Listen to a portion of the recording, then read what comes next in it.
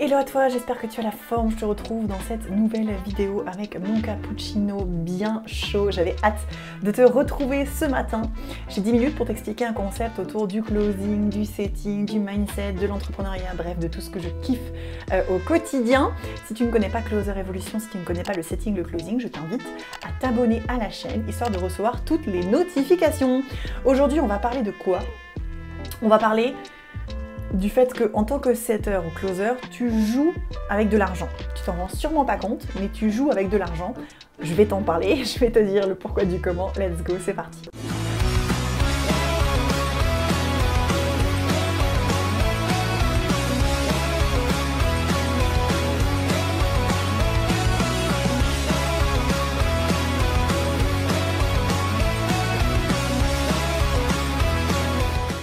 Alors, attendez, j'ai un super cappuccino, donc je ne peux pas ne pas en profiter, c'est pas possible.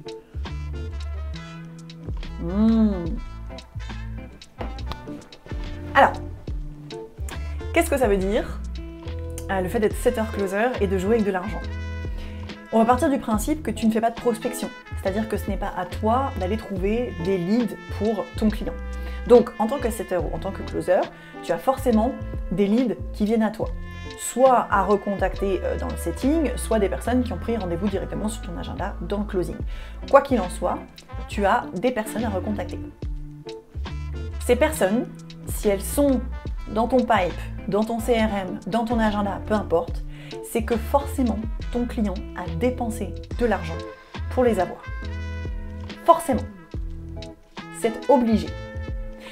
Soit il a... alors peu importe, il peut activer plusieurs leviers, hein. Encore une fois, Google Ads, Facebook Ads, YouTube Ads, Instagram, TikTok, créer du contenu. Techniquement, les vidéos que je crée me coûtent de l'argent. Monteur vidéo, le matériel, plus les personnes qui vont mettre les vidéos en ligne, etc. etc. Tout coûte de l'argent et tout est activé par ton client. Donc, un lead qui vient à toi peut coûter parfois 100, 150, 200 euros quand tu les as dans ton pipe ou à recontacter. Entre la publicité, les prestataires qui t'aident à faire la publicité, le coût de la publicité et le moment où ils sont au téléphone avec toi, encore une fois, ton client peut dépenser jusqu'à 100, 150 euros par prospect.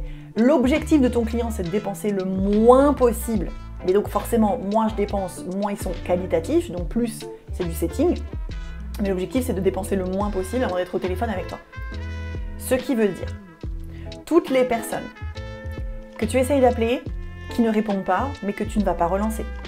Tous les no-shows, tous les follow-up que tu ne vas pas programmer. Bref, tous les leads que tu ne vas pas traiter à 100% jusqu'au bout du bout. C'est comme si tu prenais des billets de banque et que tu les cramais. En gros, c'est un peu ça. Sauf que c'est hyper marrant à faire, puisque c'est pas ton argent, c'est l'argent de ton client. Et tu vois ce que je veux dire, c'est que je trouve que trop souvent, on a des setters ou des closers qui ne vont pas traiter le lead jusqu'à son maximum, jusqu'à ce que le lead nous dise non, écoutez, non, je ne veux pas, non, je ne suis pas intéressé. Et ils ne se rendent pas compte de l'impact que ça a, parce que c'est techniquement de l'argent qu'ils sont en train de cramer, tout simplement. Toi, tu prends des billets qui sont même pas à toi, tu mets un coup de briquet, voilà, je ne fume pas, je n'ai pas l'habitude d'utiliser, donc un coup de briquet, et tu enflammes ça.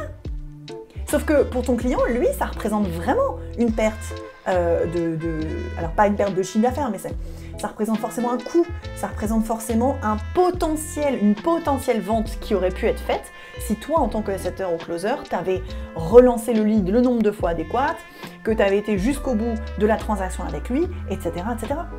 Il faut bien savoir que, par exemple, Closer Evolution, ou tu sais quoi, non, je vais prendre des exemples d'organismes de formation que je connais, qui dépensent mais 30, 40, 50 000 euros par mois en publicité diverses, hein, peu importe les canaux, c'est 50 000 euros de publicité.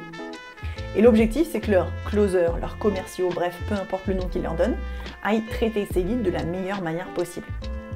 Il y a toujours de l'argent, j'en parlerai dans une prochaine vidéo, mais quand tu entretiens ton pipe de lead comme il faut, régulièrement, c'est toujours de l'argent qui dort. Toujours, toujours, toujours. Donc, si je n'entretiens pas mon pipe de lead comme il faut, si je n'entretiens pas les appels téléphoniques, la relation avec les prospects comme il faut, c'est comme si, 1, je laissais de l'argent dormir, ou 2, je cramais de l'argent que mon client a investi pour que moi, je puisse avoir des leads. Et ça, c'est hyper important que tu en prennes conscience, parce que tout ce que tu ne fais pas pour relancer tes leads, pour atterrir potentiellement une vente, c'est de l'argent que soit tu laisses dormir, soit tu crames. Et ça, je trouve ça intéressant de te dire, ok, tiens, lui c'est un no-show, bah c'est pas grave, je vais le contacter demain. Tiens, il a pas répondu demain, bah c'est pas grave, je vais le contacter après-demain. Plutôt de dire, bon lui c'est un no-show, laisse tomber, il est pas engagé, merci pour tout, bye bye. Non, c'est de l'argent que ton client a investi pour que toi tu aies des leads à rappeler. Le minimum vital qu'on te demande, c'est de le traiter comme il faut. J'espère que cette vidéo t'a plu, laisse-moi des commentaires juste en dessous si jamais tu as des questions à me poser. Je te souhaite une très belle journée et à demain. Ciao ciao.